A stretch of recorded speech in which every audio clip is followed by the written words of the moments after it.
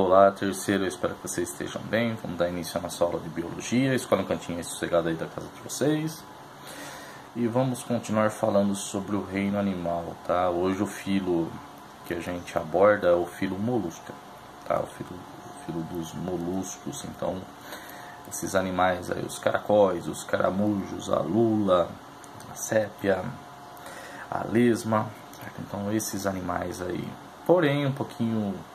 Tá, eu vou falar um pouquinho agora sobre os filos anteriores que a gente abordou, tá? Então já estudamos 5 filos já até no momento do reino animal, tá? Então eu queria que você se atentasse a algumas informações, tá? Então a gente estudou porífero, quinidário, plateuminto, nemateuminto e anerídeos. Vocês têm que sempre se atentar nesse momento a quem representa esses grupos aí, tá? Quem representa esses filos e as características principais, tá? Então sempre filtrar lá as informações principais, que nem, vamos por exemplo, que nem o filo dos poríferos. Esse é o primeiro que a gente estudou, né? Então são animais aí que têm vida séssil, tem um corpo todo cheio de poros, de buraquinhos. Porém, a característica exclusiva deles é uma célula especializada lá para capturar os micronutrientes no oceano, que é chamado de coanócito. Então essa célula é chamada de coanócito, é uma característica exclusiva, uma novidade evolutiva dos poríferos. Para os quinidários fica o quinidócito, tá? Então essa célula urticante aí que causa paralisia em alguns seres menores aí, ele utiliza-se na hora de capturar ou se defender, dependendo da situação no oceano. Então é algo exclusivo que dá até nome ao próprio grupo.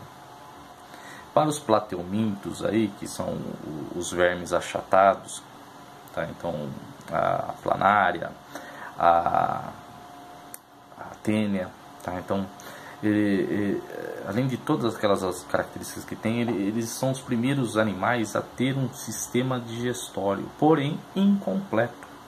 Então surgem com um sistema digestório, então é uma novidade evolutiva, tá? Então é a primeira vez que aparece no mundo o sistema digestório, porém só com boca, tá? Então não tem o segundo orifício de saída. Então é essa característica deles. Já os nemateumintos, as lombrigas, tá, já aparece já com o sistema digestório completo, certo?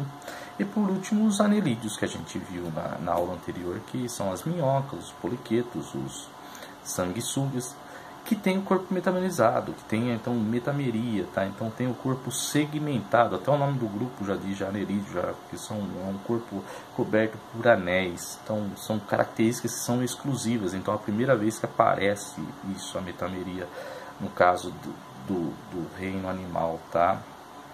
Pro filo que a gente estuda hoje, pro filo molusco, a gente tem que compreender assim, é a concha, tá? Porém, nem todos do filo molusca tem concha. Então, aí vai para a estrutura que produz a concha, que é o manto. Então, o manto a gente tem que se atentar para esse filo já para ter já uma atenção, tá? Bom, filo molusco são animais que são triblásticos, tá? Então tem 3 soletos germinativos, eles têm a ecto, a endo e a mesoderme, tá? São já celomados, de corpo mole. Então eles têm o corpo ali, são invertebrados, né? Tem o corpo mole com simetria bilateral. Então o lado esquerdo é igual ao lado direito, certo? Então os representantes do molusco, como eu já havia falado já no início, a gente pode citar o caracol, o caramujo, os mexilhões, as lesmas, as lulas, tá? São animais que fazem parte desse filo aí, tá? O corpo do molusco é dividido em 3 partes, tá? Dividido por cabeça, tá?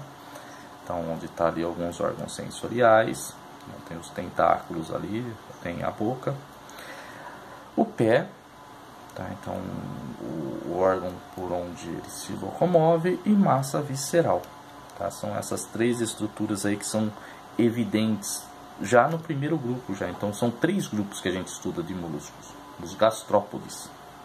Tá? Então, gastro vem aí de sistema digestório. Então compreende que esse animal ele tem um sistema digestório maior do que dos outros grupos aí, certo? Eu falei que são 3 grupos, então são os gastrópodes, os bivalves e os cefalópodes. Vou falar um pouquinho de cada um. Os gastrópodes compreende os caracóis, tá? O caramujo, certo? Então são animais aí de ambiente terrestre úmido, certo? Ele, como eu já comentei, eles aparentam ter o sistema digestório como a parte maior do corpo, devido a isso dá o nome ao grupo, certo? São animais que têm uma estrutura na boca chamada de rádula, tá? Que é também algo que é somente deles. A rádula é como se fosse os dentinhos dele, porém o dente desse animal aqui a gente tem que pensar que é assim, fazer uma analogia igual a um serrote. Então são animais que são trituradores, tá? Então eles comem pequenas folhas aí no ambiente, então eles têm um comportamento herbívoro, então eles vão serrando as folhinhas com essa estrutura aí na boca deles chamada de rádula, onde tem um monte de dentinhos, tá? Muito semelhante a um serrote, certo? Esses são os gastrópodes. Os cefalópodes compreende aí as lulas e os polvos, são animais de ambiente marinho. Céfalo vem de cabeça, tá? De encéfalo, então eles aparentam ter a cabeça muito maior que o corpo, certo? Então, no caso aí, é que a concha ela fica na parte interna do corpo, tá? Devido a isso, tá? Então eles recebem esse nome aí. Então a concha ela vai ficar na parte interna, tá? São animais que, como eu já comentei, são marinhos. Eles têm uma grande beleza. Eles são interpretados como animais que têm uma certa agucidade, então não posso falar sem inteligência, mas são animais muito perceptivos ao ambiente, então eles conseguem perceber muito bem, tá, onde que eles estão.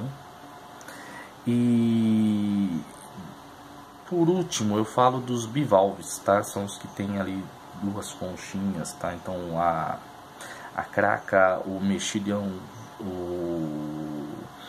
a ostra, tá? São animais que apresentam 2 conchas, então eles vivem em ambiente também marinho, porém lá na parte mais profunda do oceano, certo?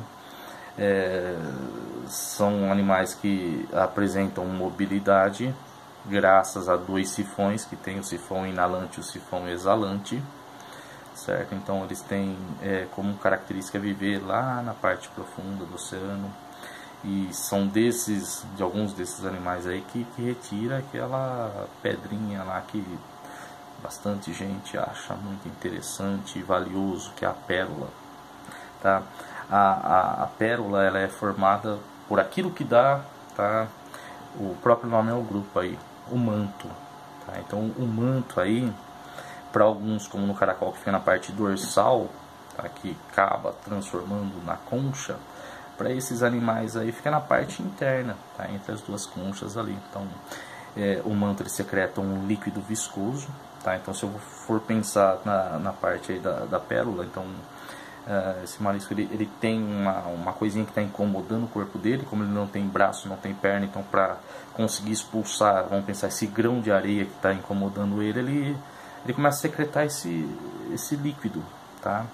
Com isso vai envolvendo esse grão de areia até no momento que já fica num tamanho considerável que ele consiga expulsar, tá? Então a pérola é formada, tá, através do manto por algo que incomoda esse molusco bivalve aí, tá? Então, e aí tem um certo valor, certo? Então o manto é considerado uma característica que é extremamente importante, tá? A parte da reprodução, eles são dioicos, então Temos o macho e a fêmea, porém eles são hermafroditas. Tá? Então, boa parte dos moluscos, eles vão copular. Tá? Então vamos pensar assim, o caramujo, não encontra caramujo, ele vai copular, ele vai ter o ato sexual, mas porém só para variabilidade genética, tá? Eles são animais que apresentam lá os dois sexos, tá? Eu estou enviando aí o texto, tá? dessa aula aqui, façam a leitura dela, tá? E qualquer dúvida me procura, tenha um ótimo dia, tchau, tchau.